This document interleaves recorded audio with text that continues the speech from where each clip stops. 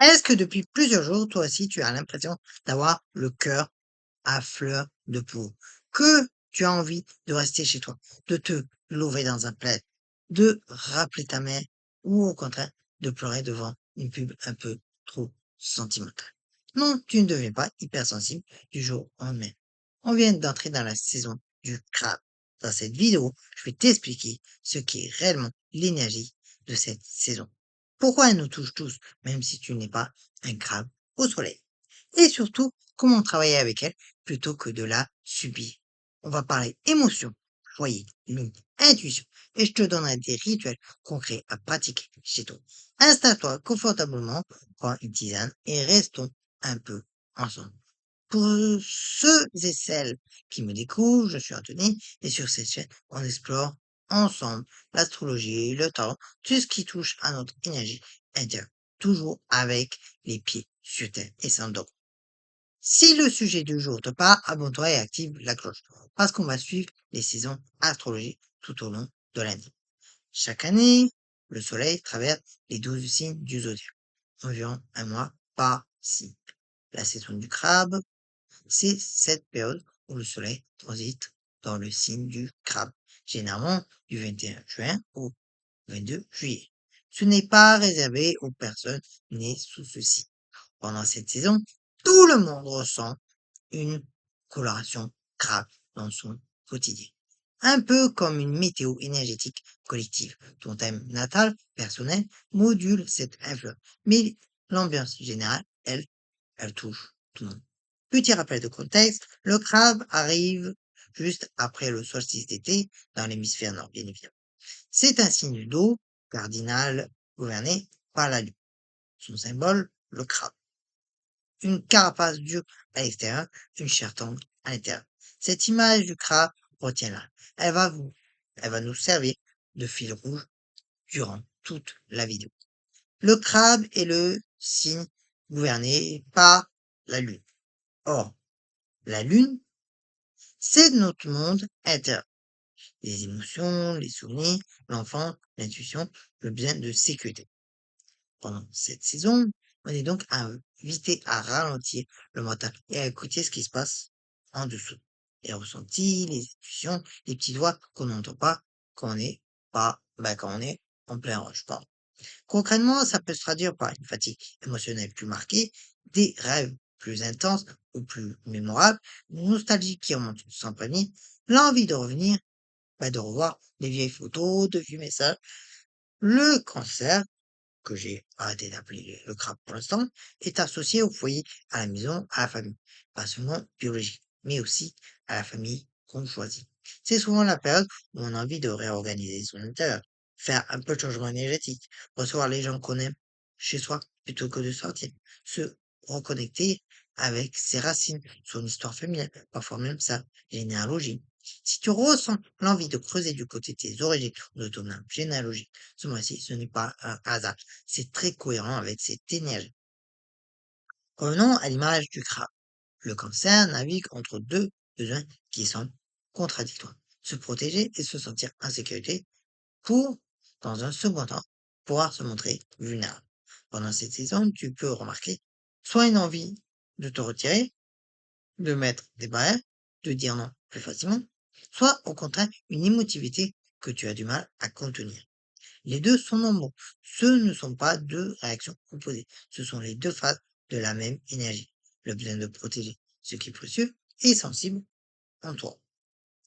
Le cancer, signe d'eau, amplifie tout ce qui est de l'ordre du ressenti plutôt que du raisonnement. C'est une excellente période pour pratiquer le tarot ou l'oracle, tenir un journal de rêve, faire de la méditation, de la sopho ou simplement du silence.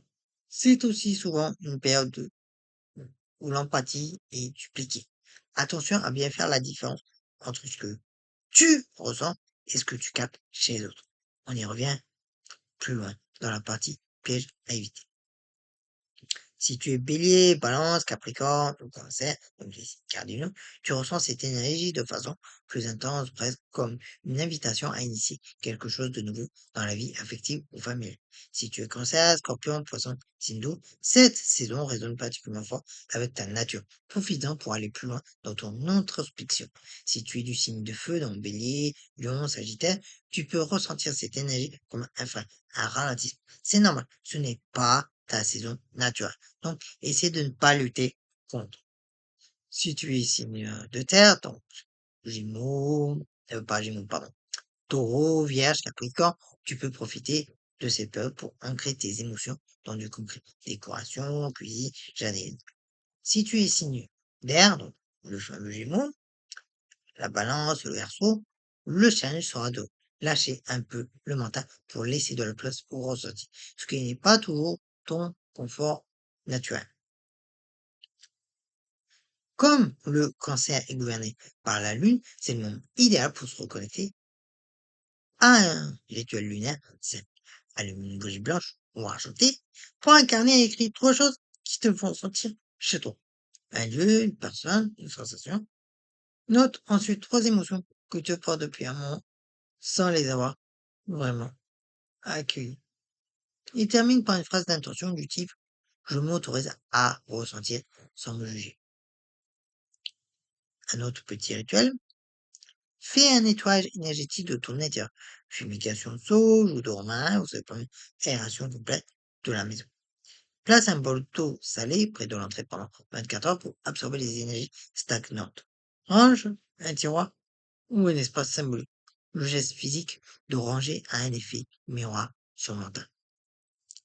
Au niveau des pierres, ben, tu as la pierre de lune, qui est en résonance directe avec l'astre du cancer, qui favorise l'intuition et la douceur émotionnelle. Tu as aussi la cornaline pour ancrer les émotions et retrouver de l'énergie vitale sans te couper du cœur. Le quartz rose pour l'amour de soi, particulièrement utile si tu traverses une période de vulnérabilité. Il y a aussi un tirage à trois cartes que tu peux refaire toi-même. C'est la première carte, c'est ce que je dois accueillir émotionnellement ce mois-ci. La deuxième carte, ce que je dois protéger, donc ta carapace. Et en trois, ce vers quoi je peux m'ouvrir en confiance. Donc c'est de gauche à droite, hein. Au niveau des pièges, ben déjà la fusion émotionnelle, à trop vouloir ressentir et accueillir, on peut perdre ses limites, surtout avec les pros. Rappelle-toi, ressentir de l'empathie ne veut pas dire porter les émotions des autres à ta place.